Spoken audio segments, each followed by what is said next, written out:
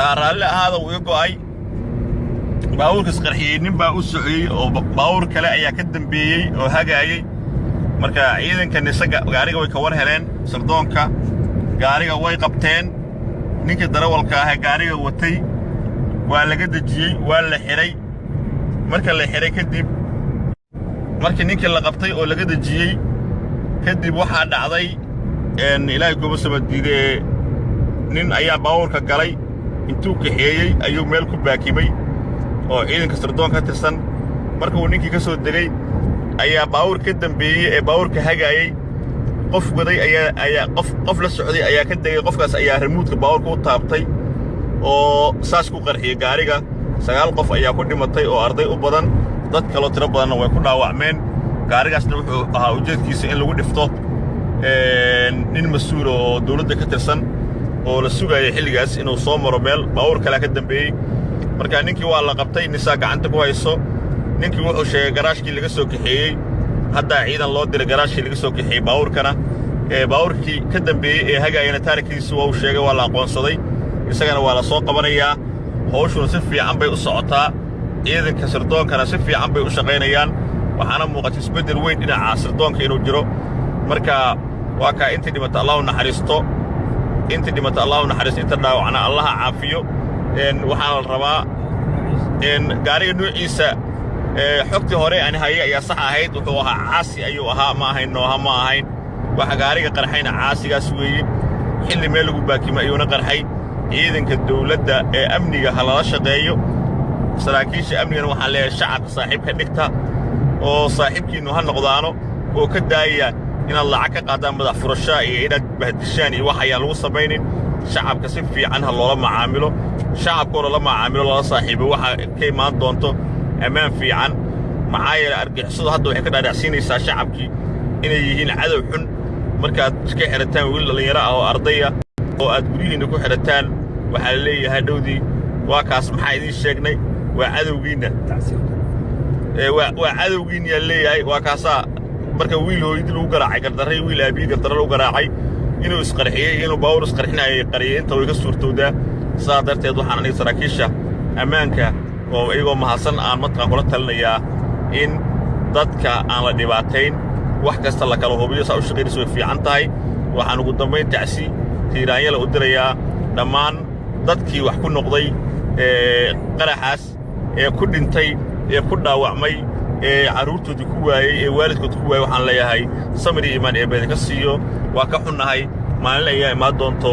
argagixisada laga adkaado maalin ayaa imaan doonto diinlaawayaasha khawaarijta cadaaladda la horgeeyo maalin ayaa imaan doonto magaaladu nabad ay tahay magaaladu rag baa u bixi doono dumar baa u bixi doono geesiyaala u soo bixi doono ammaankana waa la xaqiiji doonaa argagixisada iyo khawaarijtana waa laga adkaan doonaa wabilaahi tawfiiq asalaamu calaykum waraxmat ullaahi wabarakaatu raalli ahaada wuu iga go'ay baabuurka isqarxiyey nin baa u socday oo baabuur kale ayaa ka dambeeyey oo hagaayay marka ciidankan isaga gaariga way ka war heleen sirdoonka gaariga way qabteen ninkii darawalka ah gaariga watay waa laga dajiyey waa la xiray marka la xiray kadib markii ninkii la qabtay oo laga dajiyey kadib waxaa dhacday ilaahay goobo sabadiide nin ayaa baabuurka galay intuu kaxeeyey ayuu meel ku baakimay oo ciidanka sirdoon ka tirsan markuu ninkii saraakiisha amnigana waxaan leeyahay shacabka saaxiibka dhigta oo saaxiibkiinnu ha noqdaano oo ka daaya inaad lacag ka qaadaan madax furashaa iyo inaad bahdishaan iyo wax ayaan lagu samaynin shacabka si fiican ha loola macaamilo shacabkoo lala macaamilo lala saaxiibo waxa ka imaan doonto ammaan fiican maxaa yeelay argixisadu hadda waxay ka dhaadhacsiinaysaa shacabkii inay yihiin cadow xun markaad iska xidhataan wiil dhallinyaro ah oo ardaya oo aad guryihiinna ku xidhataan waxaa la leeyahay dhowdii waa kaas maxaa idiin sheegnay waa cadowgiinna waa cadowgiinniyaa leeyahay waa kaasaa marka wiil hooyadii lagu soo degay ayaa baabuur ka dambeeyey ee baabuurka hagaayay qof waday ayaa qof la socday ayaa ka degay qofkaas ayaa remoodka baabuurka u taabtay oo saas ku qarxiyey gaariga 9 qof ayaa ku dhimatay oo arday u badan dad kale tiro badanna way ku dhaawacmeen gaarigaasna wuxuu ahaa ujeedkiisa in lagu dhifto nin mas'uul oo dawladda ka tirsan oo la sugayay xilligaas inuu soo maro meel baawur kale ka dambeeyay marka ninkii waa la qabtay nisaa gacanta ku hayso ninkii wuxuu sheegay garaashkii laga soo kaxeeyay hadda ciidan loo diray garaashkii laga soo kaxeeyay baawurkana baawurkii ka dambeeyay ee hagaayana taariikhdiisa waa uu sheegay waa la aqoonsaday isagana waa la soo qabanayaa hawshuna si fiican bay u socotaa ciidanka sirdoonkana si fiican bay u shaqaynayaan waxaana muuqata isbeddel weyn dhinaca sirdoonka inuu jiro marka waa kaa intii dhimata allah u naxariisto inta dhaawacna allaha caafiyo waxaana la rabaa gaariga nuuciisa xogtii hore aan hayay ayaa sax ahayd wuxuu ahaa caasi ayuu ahaa ma ahayn nooha ma ahayn waxa gaariga qarxayna caasigaas weeye xilli meel lagu baakimo ayuuna qarxay ciidanka dawladda ee amniga halala shaqeeyo u garaacay gardarray wiil aabii gardarro u garaacay inuu isqarxiyey inuu baawur isqarxinayay qariyay inta way ka suurtowdaa sidaa darteed waxaan aniga saraakiisha ammaanka oo iyagoo mahadsan aan mataqaan kula talinayaa